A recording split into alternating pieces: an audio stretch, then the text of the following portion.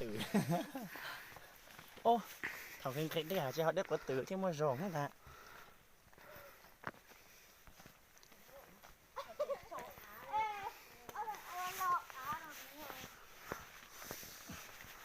Ôi à.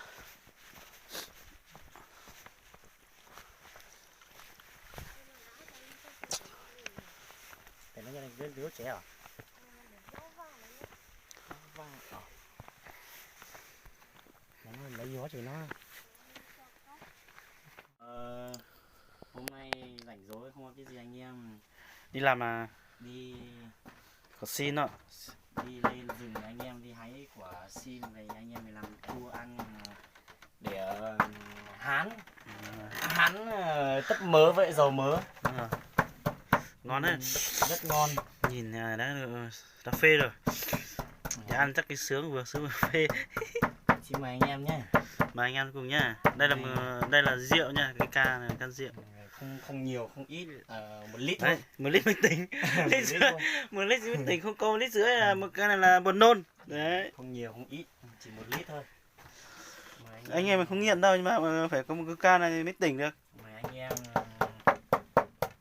lên thẳng không có việc làm này. Lên rừng lên hái quả sim ăn chua cái này.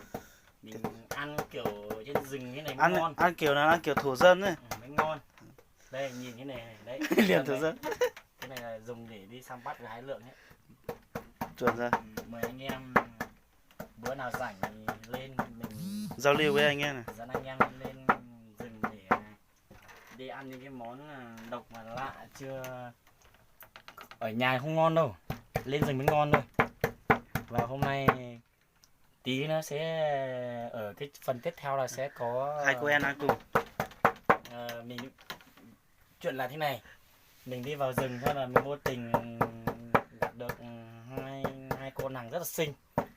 Trong phần tiếp theo các bạn sẽ được gặp gỡ và làm quen với hai cô nàng. Hôm nay mình lên rừng mình đi vô tình gặp được nhé. Nhìn rất là ngon đấy. Bây giờ đã chưa ăn nhưng mà chảy hết nước mắt nước muối rồi. Thật tuyệt vời. Chảy hết nước muối rồi. Nước mắt thôi chứ quen. Corona. Chờ sẽ phổ tồn chút tên á. Sẽ ta kia. Đúng không? Chống corona. 엄마 나도 됐지요. 나도 됐지. 무슨 Chỉ mua chín là nó có chống 언니 corona. 그이 뭔데요? mua nấu sáng rồi người ta Ta thừa đó tôi ta kể nó mà trông thôi hay chúng đẩy Chúng mò ra hả? Chúng mò thế. thế thì trông mò ta thì chỉ cả mồi luôn. Con xe chờ con hả? Cháu biết nói kìa. Nó thả các món đe rồi. Dễ lên tí dao lên từng chín tông. chết đâu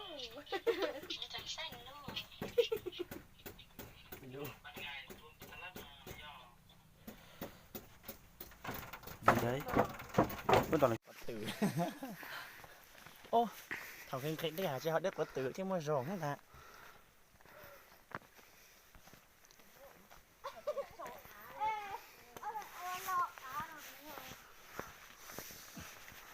Ôi à.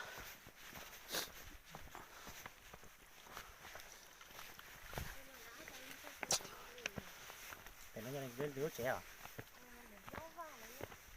Vang à? Nó lấy gió thì nó. Ê, bây giờ nó cho cái nên đâu á. Chị yêu nó có tài cho chân chờ. Giờ trên biển rồi nè. Tao chỉ dành cho có được một chéo để mót bên nước lao thì Chưa chưa, chúa nó là mình mò trên gió rồi các trên gió.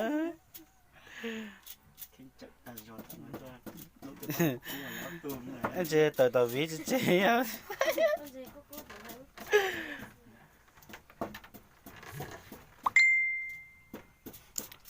Hôm nay cam mấy?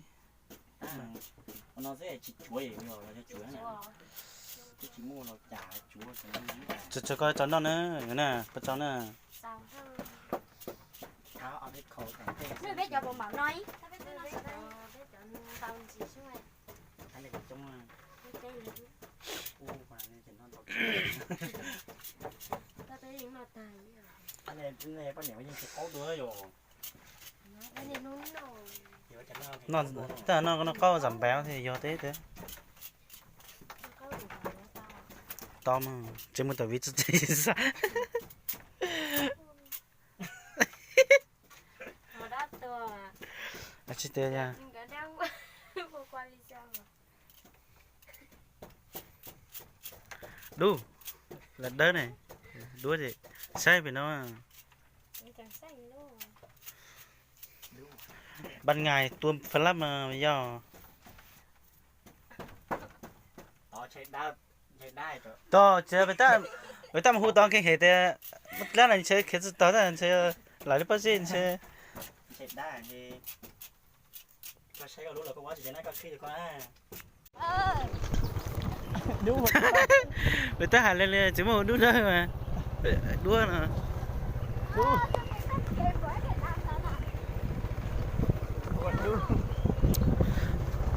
đua hẳn lên đỏ đen à đu em thấy đỏ là thấy đen chung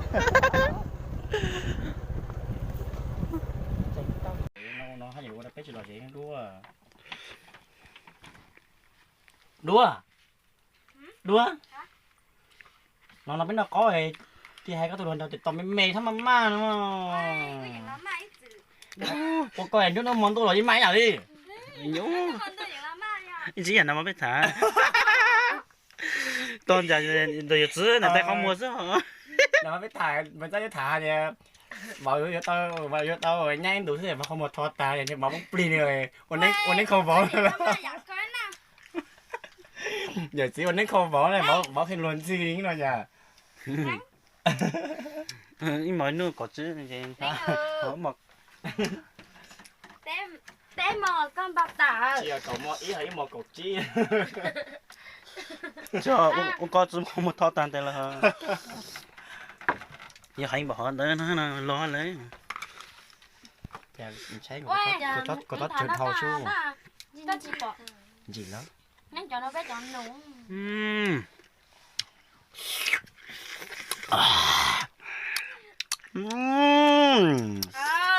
đùa wow mà giờ đâu không nó nặng nghe quay đây nè đùa cả quay ô rất con nó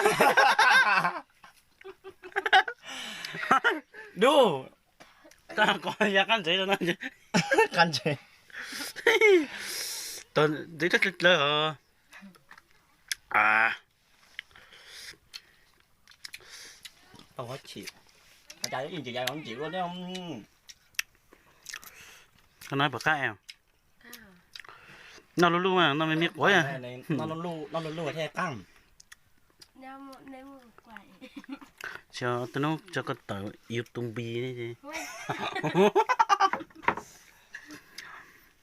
cá cưa cái tia này bên đó co và cá giờ nên chiều có to vậy lại có to mấy tan chịu giờไปluôn cái chỉ bọn tao bỏ mấy mấy tan chỉ cơ bất dao dùng chỗ này gió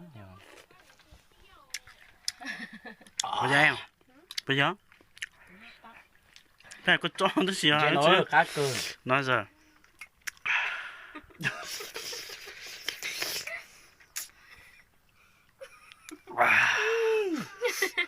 tuyệt vời tuyệt vời tuyệt vời